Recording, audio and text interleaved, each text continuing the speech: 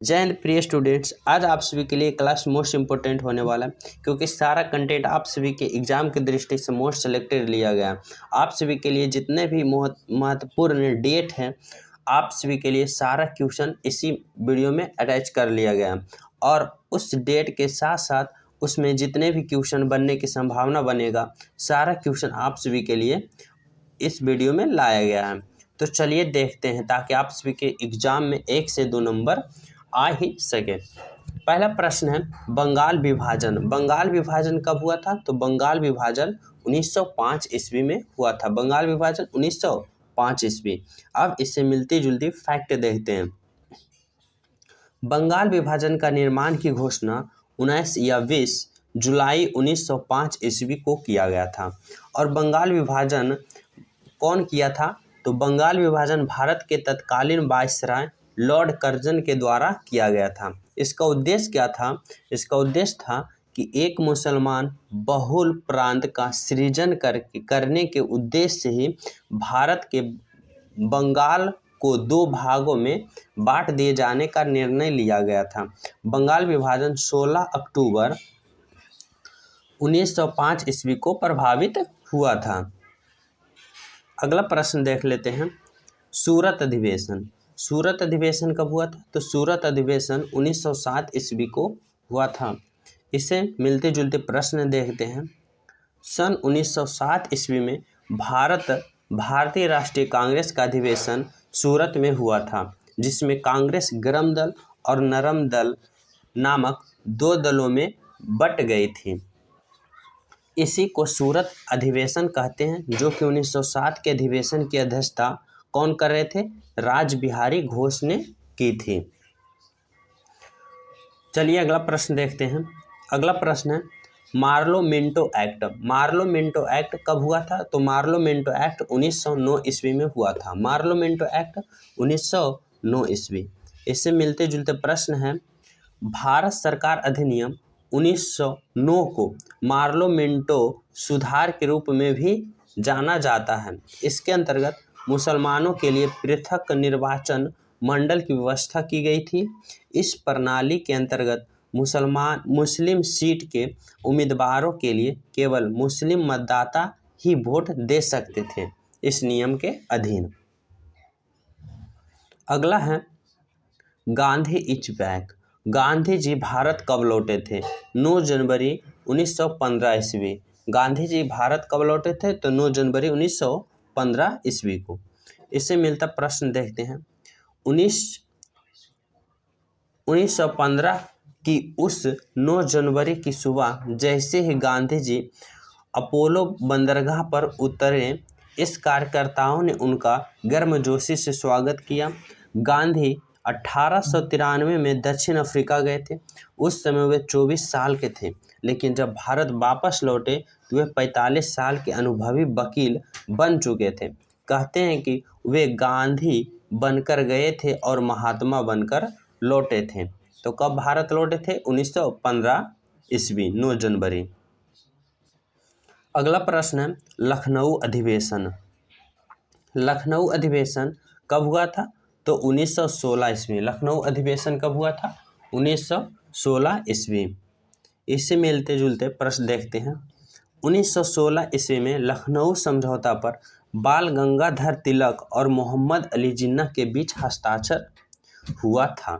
इस समझौता का परिणाम स्वरूप मुस्लिम लीग के नेता भारतीय स्वतंत्रता की मांग करते हुए कांग्रेस आंदोलन में शामिल होने के लिए सहमत हुए। लखनऊ समझौता में हिंदू मुस्लिम एकता के लिए आशा की किरण के रूप में देखा गया था। तो लखनऊ अधिवेशन 1916 ईस्वी। अगला प्रश्न है आप सभी के लिए होम रूल। होम रूल 1916 ईस्वी। होम रूल कब आया? तो 1916 ईस्वी। अब होम रूल में क्या हुआ था देखते हैं। होम रूल एक आंदोलन था जिसमें भारतीय होम रूल लीग एक राष्ट्रीय नीतिक संगठन था, जिसकी स्थापना 1916 ईस्वी में बाल गंगाधर तिलक के द्वारा भारत में स्वशासन के लिए राष्ट्रीय मांग का नेतृत्व करने के लिए होम रूल के नाम के साथ की गई थी। भारत को ब्रिटिश राज में एक डोमिनियन की दर्जा प्राप्त करने के लिए ऐसा किया गया था। अगला है आप सभी के लिए चंपारण बिहार सत्याग्रह। चंपारण बिहार सत्याग्रह 1917 ईस्वी कब आया था? 1917 ईस्वी में कौन सत्याग्रह वो चलाया गया था? तो चंपारण बिहार सत्याग्रह। इससे मिलते जुलते देखते हैं फैक्ट। चंपारण का किसान आंदोलन अप्रैल 1917 में हुआ था। गांधी जी ने दक्षिण अफ्रीका में सत्याग्रह और अहिंसा के अपने आजमाए हुए अस्त्र का भारत में पहला प्रयोग चंपारण की धरती पर ही किया था। यही उन्हें यह भी तय किया कि वे आगे से केवल एक कपड़े पर ही गुजर बसर करेंगे। इस आंदोलन के बाद उन्हें महात्मा की उपाधि से विभूषित किया गया था। अगला प्रश्न है रॉलेट एक्ट। रॉलेट एक्ट कब आया था? तो 1919 ईस्वी में। रॉलेट एक्ट 1919 ईस्वी। इससे देखते हैं फैक्ट रॉलेट एक्ट के बारे में। रॉलेट एक्ट एक ब्रिटिश सरकार द्वारा आम जनता पर सत्ता पर अपनी पकड़ बनाने के लिए पारित किया गया था। यह कानून मार्च 1919 में इंपीरियल लेजिस्लेटिव काउंसिल द्वारा पारित किया गया था, जिससे उन्हें बिना किसी मुकदमा के किसी भी व्यक्ति पर गिरफ्तार करने की शक्ति मिली थी। इसे हम रॉलेट एक्ट कहते हैं।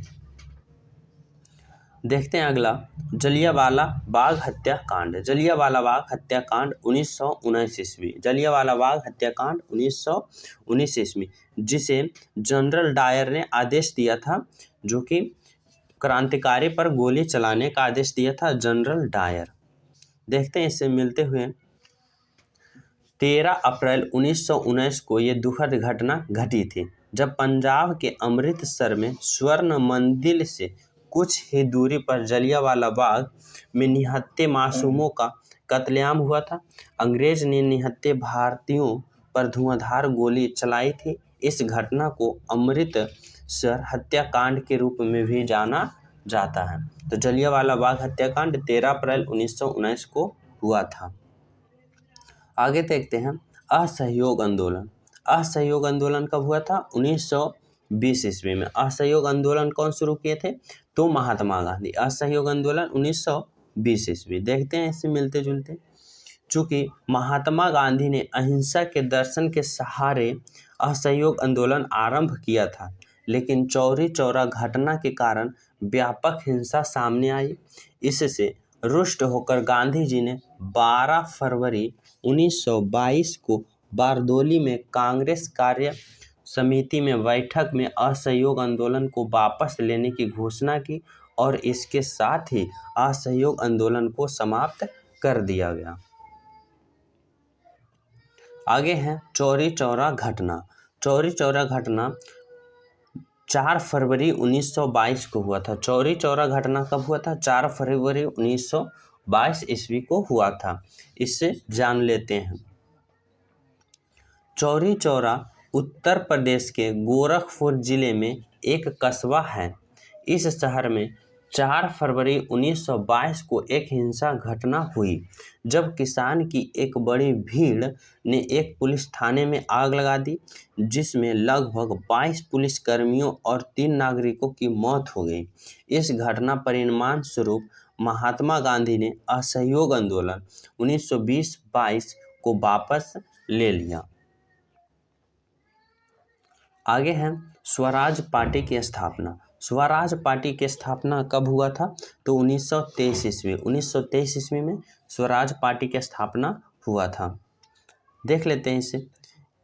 इस दल की स्थापना 1 जनवरी 1923 ईस्वी को देशबंधु चित्तरंजन दास तथा मोतीलाल नेहरू ने की थी। यह दल भारतीयों के लिए अधिक स्वशासन तथा राजनीतिक स्वतंत्रता की प्राप्ति के लिए कार्य कर रहा था। भारतीय भाषाओं में स्वराज का अर्थ है अपना राज्य। इस फैक्ट के तहत गांधी को ऑल इंडिया स्पिनर्स एसोसिएशन की जिम्मेदारी दी गई थी। आगे है बेलगांव अधिवेशन। बेलगांव अधिवेशन कब हुआ था? तो बेलगांव अधिवेशन 1924 ईस्वी में। बेलगांव अधिवेशन 1924 ईस्वी। देखते हैं बेलगांव अधिवेशन में क्या हुआ था।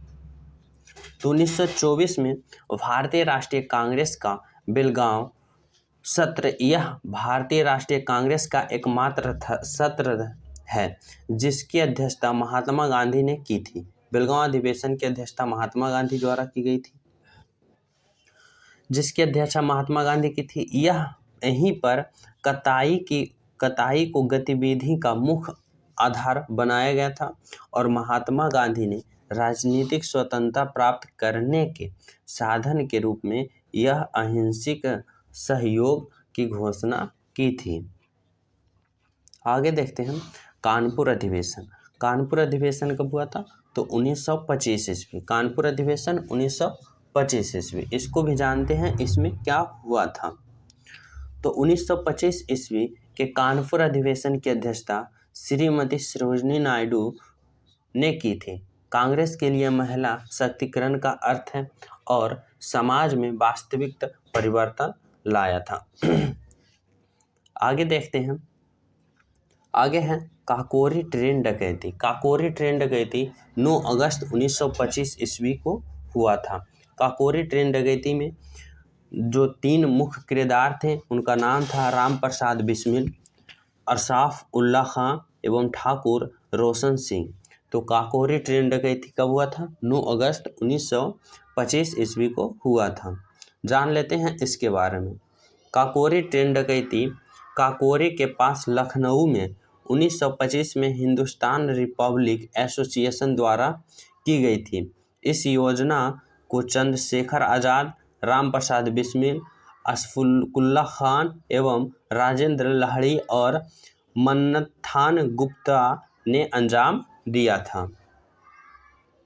आगे देख लेते हैं Simon commission. Simon commission Bharat में 1927 ईस्वी में आया था। साइमन कमीशन कब आया था? 1927 ईस्वी में। अब साइमन कमीशन क्या था उसे जान लेते हैं। साइमन आयोग 7 ब्रिटिश सांसदों का समूह था जिसका गठन 8 नवंबर 1927 में भारत में संविधान सुधारों के अध्ययन के लिए किया गया था और इसका मुख्य कार्य ये था कि मॉन्टेग्यू चेम्सफोर्ड सुधार की जांच करना था। आगे देखते हैं लाहौर अधिवेशन। लाहौर अधिवेशन क्या था? लाहौर अधिवेशन 1929 में आया था। लाहौर अधिवेशन कब आया था? तो 1929 में आया था।